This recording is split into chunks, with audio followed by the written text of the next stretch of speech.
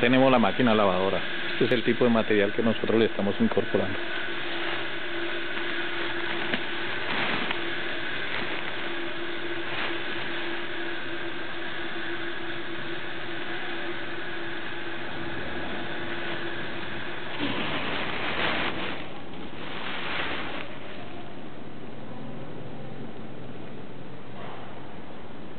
Su banda.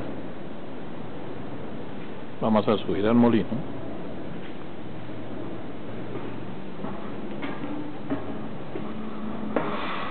Su molino puede observar la cantidad de tierra que tiene esto, de barro por todos lados. Es tierra acumulada del proceso mismo que salía.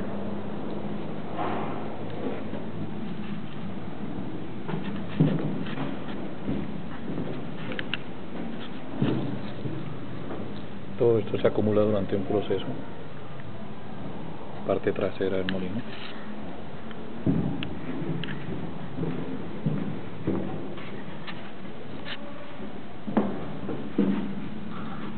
Y el tornillo totalmente limpio, ya se ha sacado todo.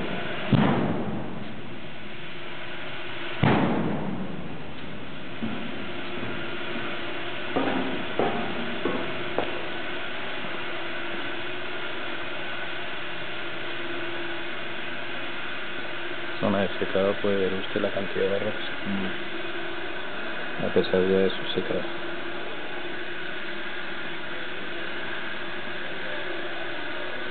El tablero de mano.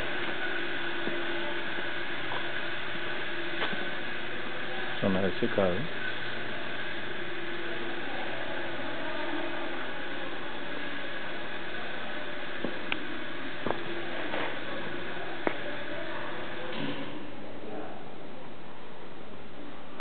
Zona de producto terminado.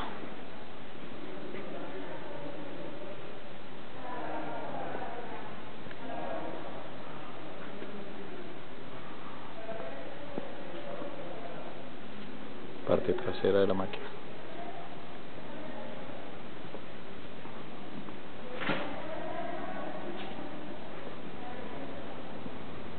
Instalación de acometida de tanques.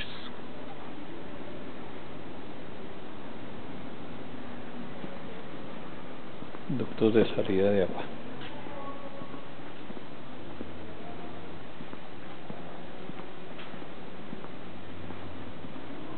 Tina de acopio de barro.